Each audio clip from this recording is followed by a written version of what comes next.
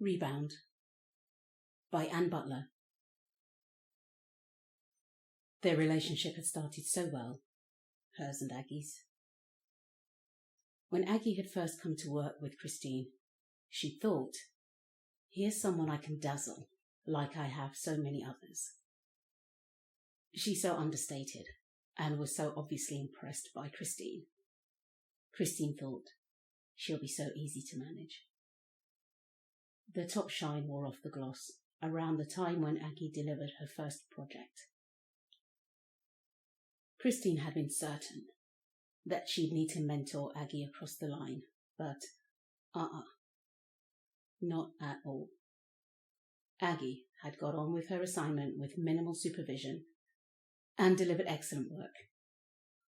The plaudits that came Aggie's way from counterparts in other teams was to Christine like stepping under a cold shower on a hot day.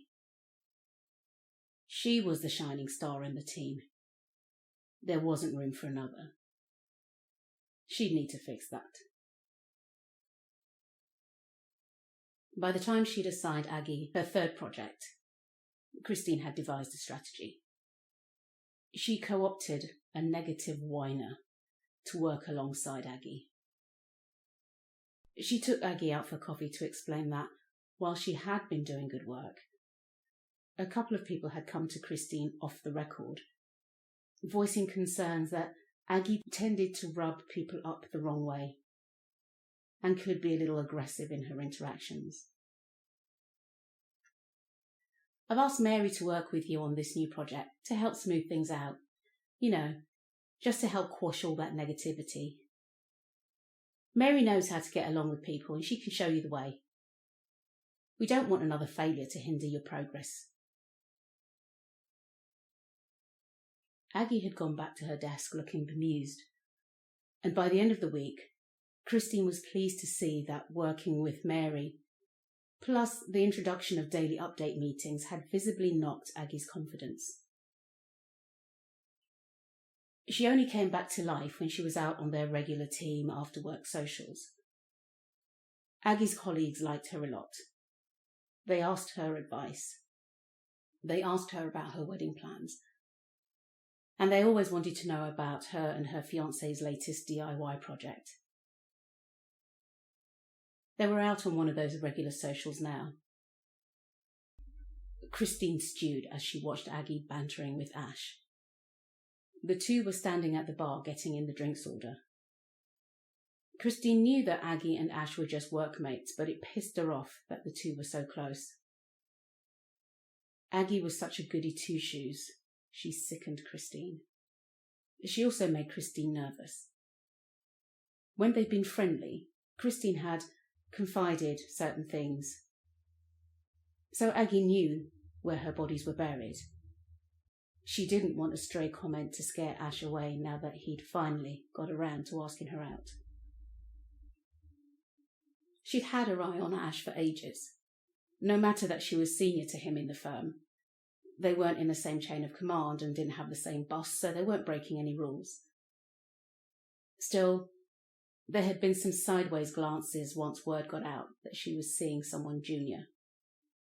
Not that she cared. She fancied Ash. He made her feel good, and she made him look good, seeing as how he'd bagged a senior manager. So, win-win. Christine absently smoothed her hands down her sides to check that her Spanx was doing its job. When she was satisfied that none of her podge was visible, she did her best saunter over to where that irritating woman was holding court. Christine gritted her teeth as she grudgingly noted how good Aggie looked in her plain, old, corporate grey tailored trousers and white-fitted shirt. On Christine, the same outfit would have made her look frumpy. She pulled her mind away from the bitter envy that now coloured all her thoughts and interactions with Aggie, and plastered on her trademark megawatt smile. When she walked up to where Aggie and Ash were talking, she wasn't surprised to hear that the subject was new kitchens. "Ags, you're not boring on about your house again, are you?" She laughed and was gratified that a couple of people who had trailed behind her laughed along. Come on, Eggs, have another drink. She nudged her playfully and noted the dimming smile with satisfaction. She then went on to hijack the conversation and talked about a holiday she'd planned for a while, hinting that Ash would be joining her. She ignored Ash's attempts to change the subject. That is, until she noted a couple of people exchange eye rolls. At her story. What the fuck? No one eye-rolled Aggie. She pondered on that some more when, at the end of the evening, Ash made his excuses and didn't come back to hers. Before Aggie came along, Christine had been the star of her show. She hadn't hired Maggie as an understudy, but her peers were now starting to make noises about giving her more responsibility. Have that boring upstart steal her light? No bloody way was Christine sitting still for that. But she was out of options. So far, she'd tried gaslighting the little bitch.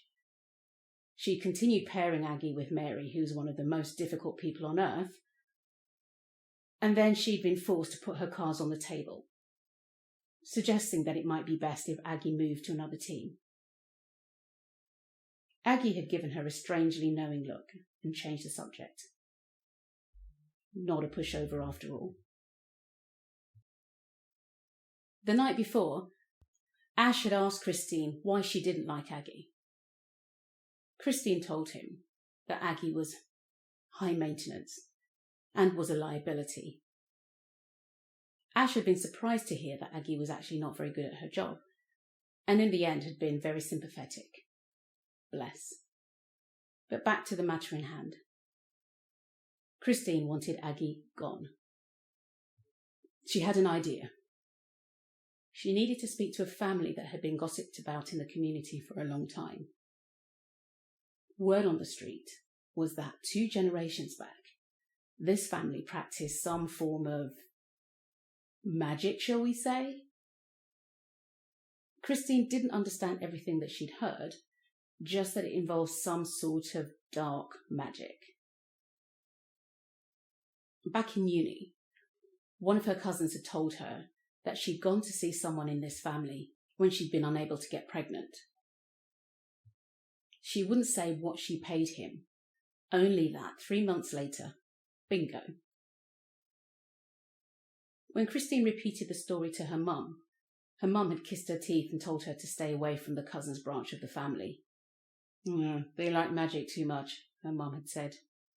She'd closed up like a clam when Christine tried to get more information.